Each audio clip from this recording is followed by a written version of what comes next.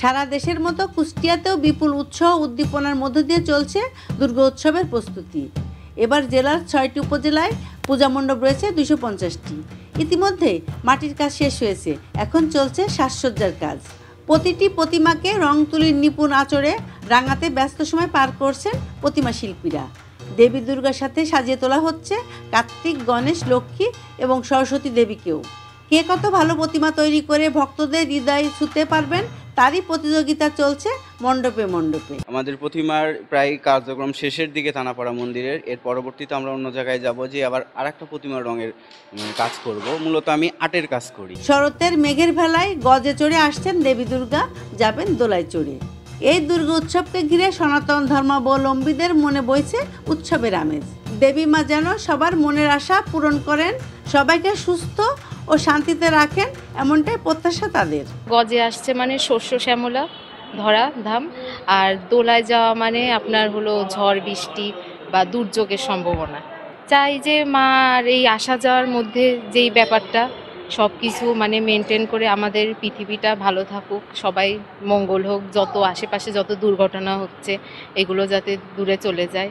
মা আমাদের দেশে আসছে, আমরা সবাই ভালো থাকবো, আনন্দ করব, আমাদের দেশকে ভালো রাখবে, সুস্থ রাখবে। মার কাছে প্রার্থনা করি যে মা তুমি আমাদের সবাইকে ভালো রাখো, সুস্থ রাখো। মা আমাদের একটু বছর পরে এই ধরাধামে আসেন, তো ওনার কাছে আমাদের অনেক কিছু চাওয়া পাওয়ার থাকে। আমরা সন্তান হিসাবে মায়ের কাছে অনেক কিছু দাবি থাকে। আমরা কিভাবে জীবনযাপন করতে পারবো, কিভাবে সুন্দরভাবে মিলেমিশে থাকতে পারবো, এই সংসার বন্ধনে যেন আপদ বিপদ থেকে আমরা মুক্ত থাকতে পারি। আগামী 28শে সেপ্টেম্বর মহাষষ্ঠীর মধ্য দিয়ে শুরু হবে মূল আনুষ্ঠানিকতা, আর সমাপ্তি হবে 2 অক্টোবর প্রতিমা বিসর্জনের মধ্য দিয়ে। মন্দিরের পুরোহিতরা বলছেন, দেবী মা যুগে যুগে আসেন, দস্যুকে দমন করেন, অসুর নাশ করেন আর শান্তি প্রতিষ্ঠা করেন। এই আশা আকাঙ্ক্ষা নিয়ে আমরা মায়ের চরণে পুষ্পাঞ্জলি দিই। মা যেন সবাইকে সুখ ও শান্তিতে বাংলাদেশ গড়ে ওঠে, এই আমরা প্রার্থনা করি, মার কাছে এই চাওয়া পাওয়া। দুর্গা উৎসব হচ্ছে শারদীয় উৎসব, এর সাথে জড়িয়ে আছে বাঙালির দীর্ঘদিনের কৃষ্টি সংস্কৃতি। প্রশাসনের পাশাপাশি সাধারণ মানুষের সহযোগিতা এবারের উৎসবকে আরও প্রাণবন্ত করে তুলবে, এমনটাই প্রত্যাশা আয়োজকদের। ইতিমধ্যে জেলা প্রশাসন, পুলিশ প্রশাসন, উপজেলা প্রশাসন, র্যাব, আমাদের মডেল থানার ওসি সাহেব আমাদের সঙ্গে নিয়মিত যোগাযোগ করছেন। কয়েকটি সভাও হয়েছে আমাদের 4-5টা।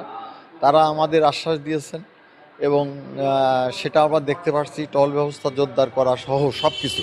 কুষ্টিয়ার পুলিশ সুপার বলছেন, এবারে দুর্গা উৎসবকে নির্বিঘ্ন করতে কয়েক স্তরের নিরাপত্তা সহ সব ধরনের ব্যবস্থা গ্রহণ করা হয়েছে। ইতিমধ্যে আমাদের প্রতিটা পূজা মণ্ডপে স্বেচ্ছাসেবক নিয়োগ করা হয়েছে, সেখানে আমাদের পুলিশ সদস্যরা নিয়মিত যোগাযোগ রাখছেন। একই সাথে আমাদের পূজা চলাকালীন সময়ে আমাদের স্ট্যাটিক ডিউটি থাকে প্রতিটা পূজা মণ্ডপে, কোথাও 1 জন, কোথাও 2 জন, এবং প্রতি 7টা পূজা মণ্ডপকে কেন্দ্র করে একটা আমাদের মোবাইল পার্টি থাকবে। আমাদের ডিবি পুলিশ রেগুলার ডিউটি করবে এবং ডিএসপি গোয়েন্দা কার্যক্রম পরিচালনা করবে। পূজাটা কীভাবে নির্বিঘ্ন করা যায়, যাতে কোনো ধরনের অপ্রীতিকর ঘটনা না ঘটে, সেটা নিশ্চিত করার লক্ষ্যে আমরা সার্বক্ষণিক কার্যক্রম পরিচালনা করছি এবং আমরা অ্যালার্ট রয়েছি। প্রত্যেক বছরের ন্যায় এবারও জাতি, ধর্ম, বর্ণ নির্বিশেষে সকলের সহযোগিতায় উৎসবমুখর হবে দুর্গোৎসব, এমনটাই প্রত্যাশা সবার। Sabina Yasmin Shyamoli, NTV news, Kushtia.